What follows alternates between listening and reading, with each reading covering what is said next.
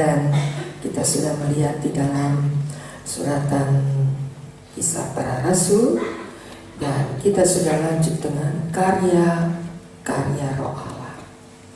Gereja di dalam karya Roh Kudus mempunyai begitu banyak pengalaman-pengalaman indah yang kita temukan di dalam pekerjaan-pekerjaan jemaat mula-mula di Kisah Para Rasul. Bagaimana jemaat itu sedang bertumbuh di bawah pimpinan Roh Allah. Satu pengalaman baru yang kita temukan di Kisah Para Rasul ini.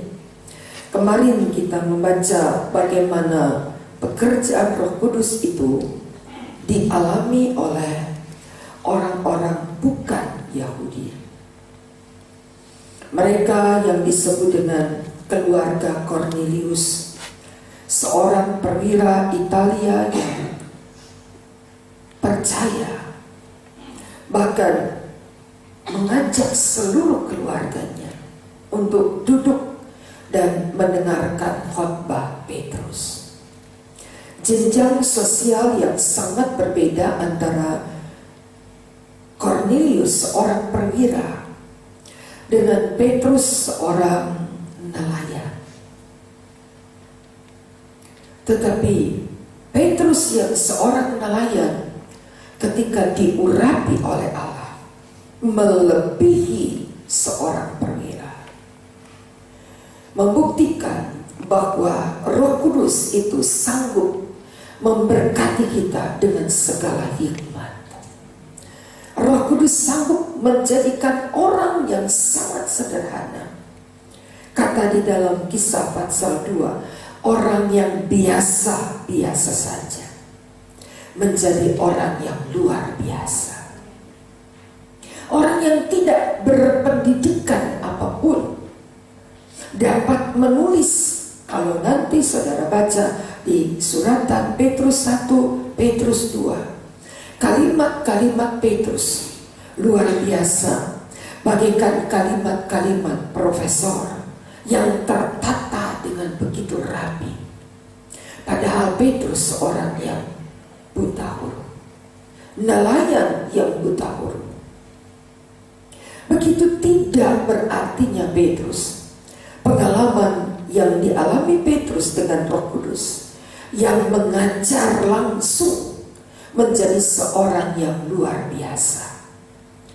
Jemaat Bulak-Serai adalah jemaat yang biasa, tapi kalau ada Roh Kudus, kita diubahkan Allah. Siapapun kita, latar belakang kita seperti apa, barangkali saudara bilang saya tidak sekolah, barangkali kita berkata saya enggak tamat, barangkali kita berkata saya enggak bisa apa-apa. Tapi ketika ada Roh Kudus, Roh itu mengajar kita, mendidik kita, menjadikan kita orang-orang yang diubahkan oleh Allah, menjadikan kita orang-orang yang bukan cuma kenal akan karya Roh Allah, tapi mengalami perubahan. Itu yang kita baca kemarin di dalam Kisah pasal 10 dan pasal 11, perikop yang pertama, kita membaca bagaimana Petrus dapat mempertanggungjawabkan baptisan Cornelius di Yerusalem. Ayat 12 tadi kita sudah membaca. Lalu kata Roh kepadaku, pasal 11, pergi bersama mereka dengan tidak bimbang. Dan keenam saudara itu menyertai aku. Kami masuk ke dalam rumah orang itu. Ia memerintahkan kepada kami bagaimana ia melihat seorang malaikat berdiri dalam rumahnya dan berkata kepadanya, suruh orang ke Yope menjemput Simon yang disebut Petrus. Ia akan menyampaikan suatu berita kepada kamu yang akan mendatangkan keselamatan bagimu dan bagi seluruh isi rumahmu.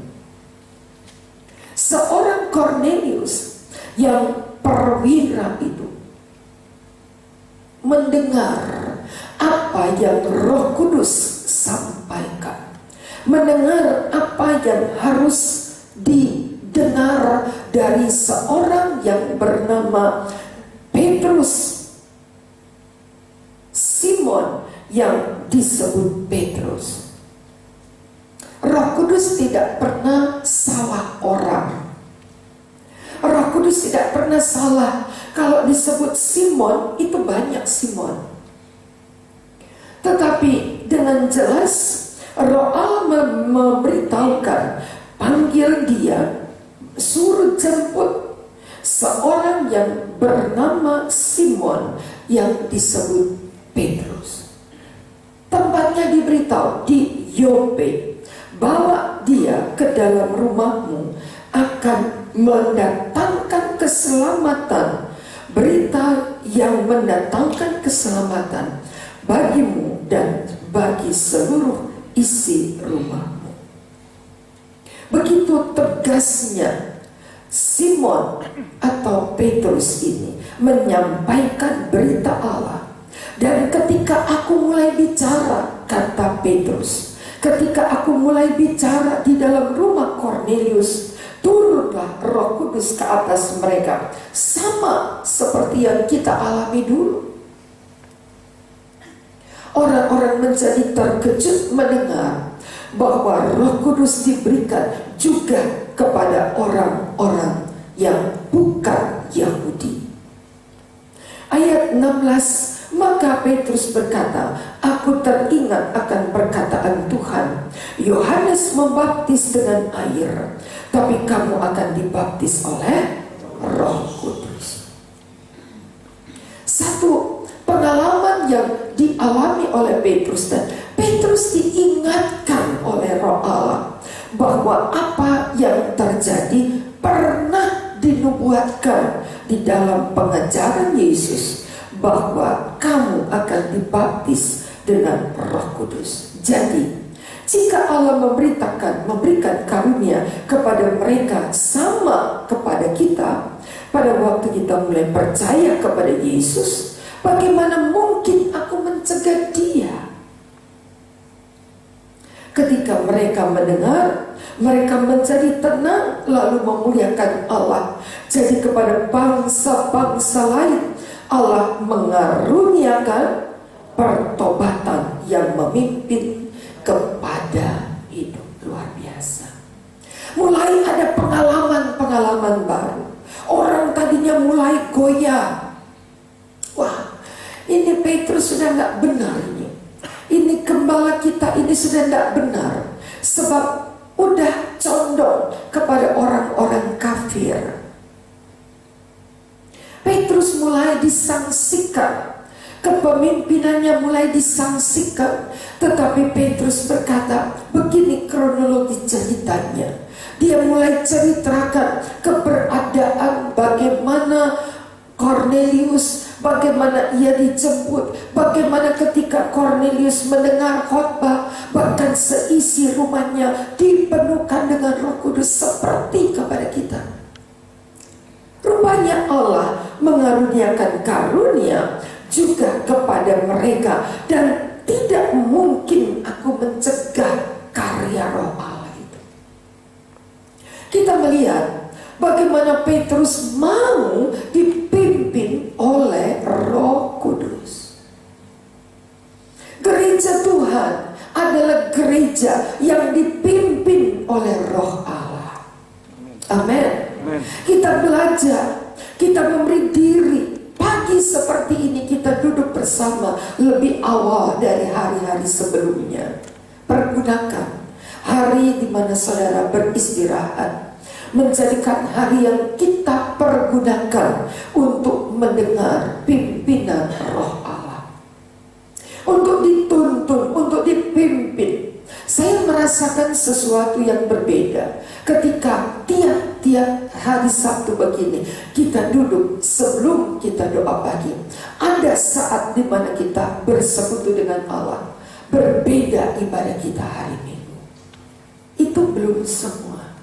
Apalagi kalau jemaat-jemaat lain mulai digugah dan ingin bersekutu, maka ada satu yang Allah kerjakan.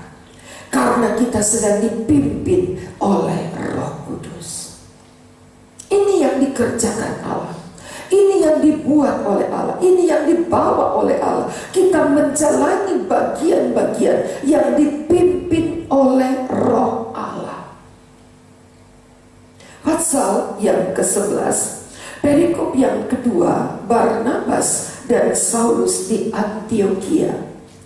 Antiokhia adalah satu kota pendidikan, kota ilmu pengetahuan, kota orang-orang pintar di sana. Tetapi pikiran-pikiran manusia ditaklukkan juga oleh Roh Kudus. Setelah Barnabas datang dan melihat kasih karunia, bersukacitalah ia menasehati mereka supaya mereka tetap setia kepada Tuhan. Barnabas dipakai Allah untuk menenangkan jemaat yang mulai bingung, benarkah ini karya Roh Kudus? Benarkah ini ada di dalam karya Roh Kudus? Setelah Barnabas datang dan melihat kasih karunia, ada kasih karunia yang melanda seluruh jemaat. Padahal saudara baca, ada perkara-perkara yang menantang mereka, yang membuat mereka mengerti akan pekerjaan Roh Allah.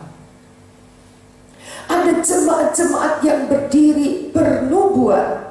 Ada orang-orang yang dipenuhkan Roh Kudus dan mulai berbicara dipimpin oleh Roh Allah. Izinkan Roh Allah itu memberkati kita. Saya rasakan 2014 Allah berkarya di antara kita dengan karya Roh Kudusnya. Maklum, saya maklum, karya Roh Allah sedang mengeluarkan ular-ular, kata firman Allah kemarin, sedang mengeluarkan ular-ular dari tumpukan kayu-kayu yang terbakar. Kayu-kayu adalah kita.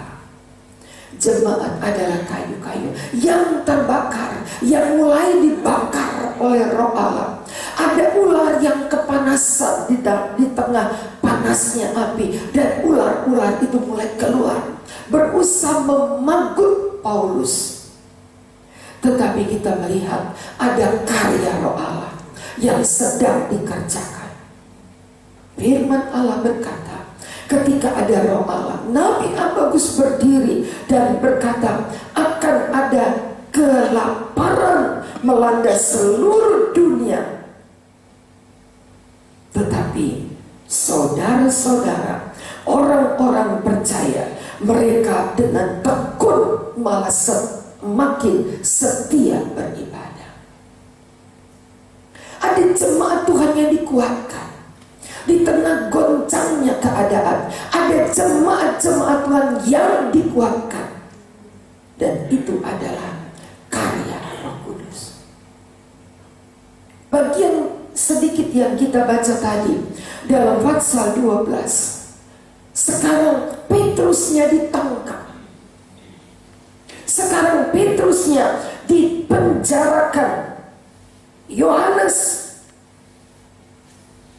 Yakobus dan Yohanes harus dibunuh dengan pedang.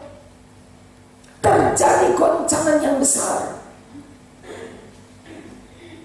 Ada Petrus, ada Yohanes, ada Yakobus, 3 orang yang menjadi tiang-tiang gereja. Yakobus dan Yohanes ditangkap lalu dibunuh.